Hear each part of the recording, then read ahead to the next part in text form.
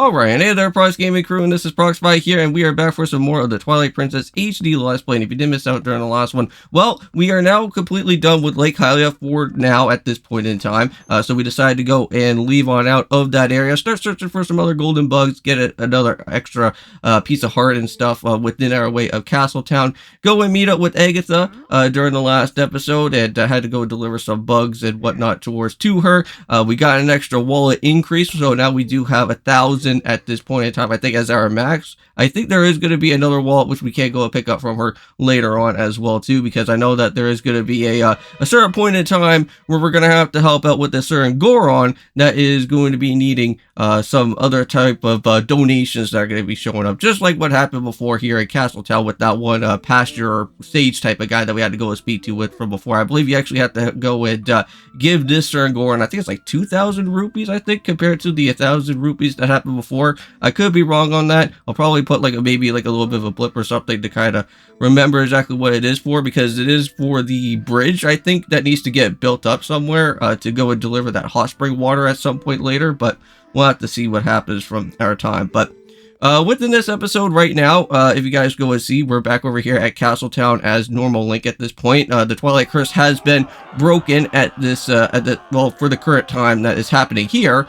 And we have to go and meet up with Ilya and with Telma out here. And it seems like they're having some trouble with some sort of doctor problem, because they just went and spoke to one previous doctor that looks a little bit suspicious. I think we are going to be meeting up with that doctor a little bit later on. But for right now, he just went and left, and it seems like he couldn't really go and do anything about it. But there is going to be one said person that they haven't really went and spoke to yet, and that's going to be back over at Kakariko, and that's going to be with that Renato person, if I can recall, right? We've already seen that person from before, back from our very beginning of our time, heading off into the Kakariko place, but now we can go and see this guy again, and see what's going on from there.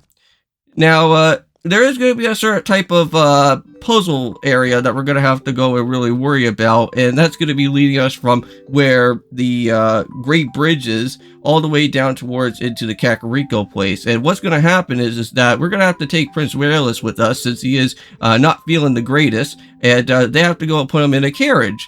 And that carriage is going to be something that you need to protect all the way through until you reach your way over to Kakariko. But it really shouldn't be all that too hard. You just need to make sure that you at least kind of keep yourself well protected around within the place of where the carriage is going to be, just so that you won't go and just run away too far from there. Because if you are going to be really far away from the carriage will get caught on fire, and you will be able to go and basically save out the carriage in time. So you want to make sure that you're at least somewhat around within the vicinity of that, because the Gale Boomerang is going to be your best friend throughout this whole entire part. Now, here, before we go and actually worry about what the actual said carriage part of this mini game that we have to go through, is that we have to go and worry about what, of course, with King Bulblin. Now, King Bulblin is going to be out here for a second phase of this type of battle here. This is going to be along the actual Great Bridge that's going to be here at this point in time.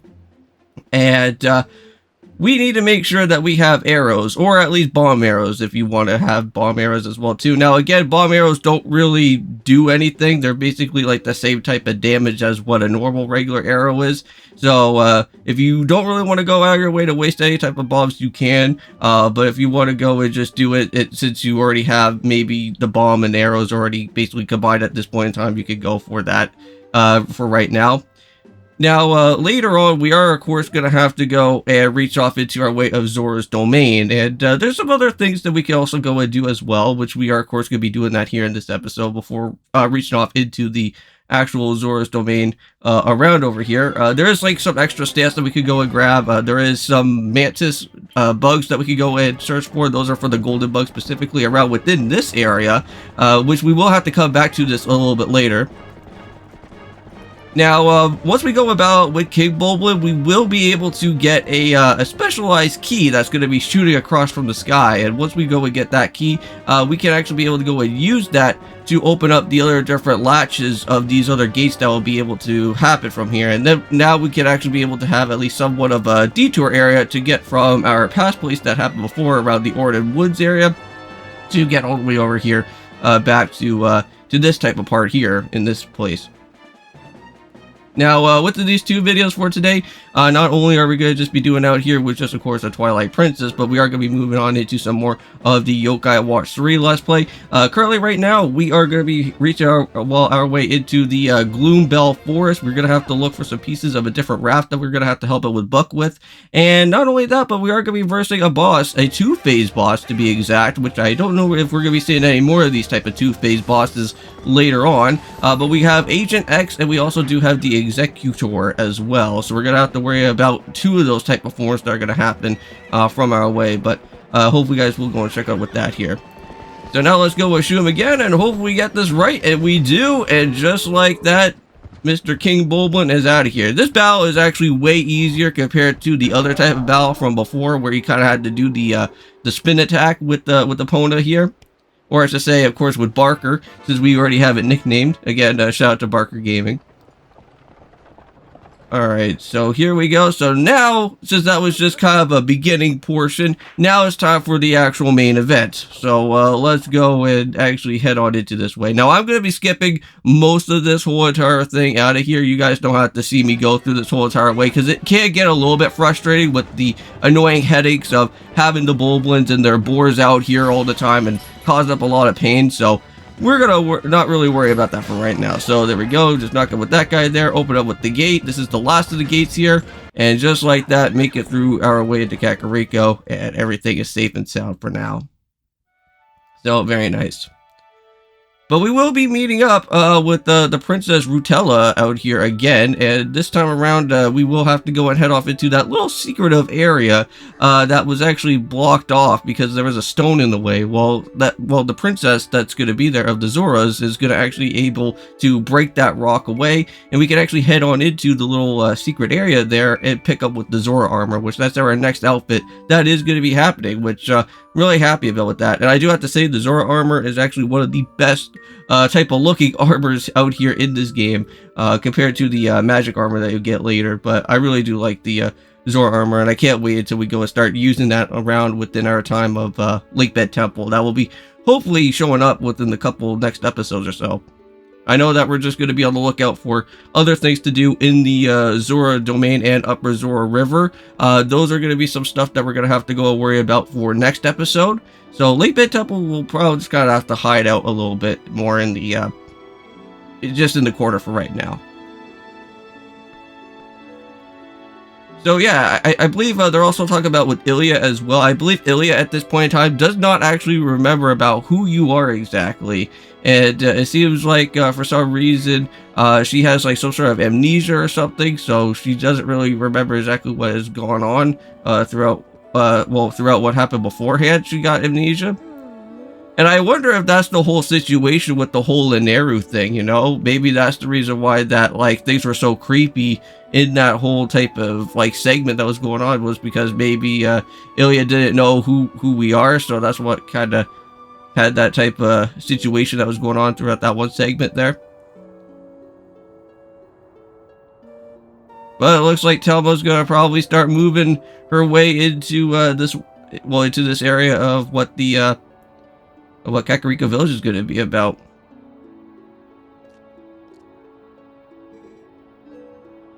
Now, there will be some brand new bombs that are going to be activated here once we actually do go and pick up with this Zora armor, and that is going to be back over at the Barnes place, and that is where we're going to be able to go find some water bombs.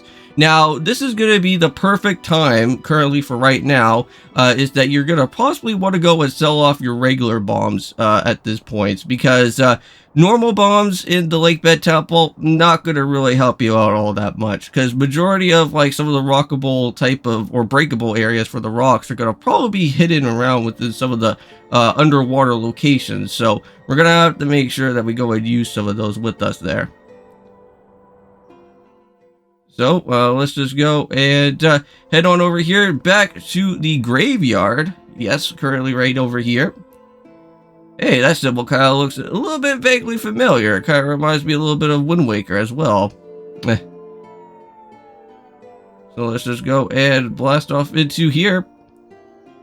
Now, we will have to go and return back to this area a little bit later on, once we're done with Lake Bed Temple, because we do need to go and look for a certain type of fishing lure, and I believe Prince Ralis, after once he's, like, all better and everything later, we'll have to go back to there, because he'll give us a fishing lure, which then that will lead us into, I want to say the fishing hut that will be showing up. I think that's around in Upper Zora River as well. It's just that I don't think we can really go and do anything about with that place, not until, like, a little bit later here. I don't know if we can do it with the fishing lure, because, I don't think there's a way that you can just go and just pick up the piece of heart and the bottle, like, this early, I think. I could be wrong, though, but that's how I kind of remember about this game. But here we go, guys. So with the Zora armor now. And we'll be wearing that soon. So, Prince Rutella goes back to the afterlife. Unfortunately, there's not going to be any more of her currently for right now. She'll probably come back later, I think, after once Lake Bed Temple is done, but yes, there is another Fuse Shadow, and yes, Minda's letting us know that we still have a task to go and do. Yes, we're not going to get ourselves carried away. Well, except for now here, however. We got ourselves with a female mantis, another one of these golden bugs that we're going to have to be on our collection for the 100% that we do need.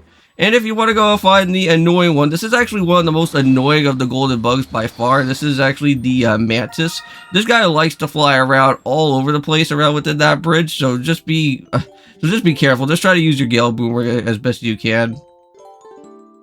But yeah, so we're back over here with Agatha right now, and I know that normally you guys would be thinking, well, like, Prox, we already got to see you get all these golden bugs here, but there is something special that will happen once you go and start putting in enough bugs and giving this over to her. She'll actually give you a stamp for the Miiverse stuff that will be able to get added as well too in the process here. So here I started with the 100 rupees, and I think we'll just have to do this just a little bit, some extra times here. So let's just go and give off another bug. We'll just give off the ladybug here. So not to worry, I think this is going to be, the last bit of this, right? Oh, nope, I think we'll just have to get one more other pairing here. And maybe that's what will happen. So now we'll just pair this up with the ladybug.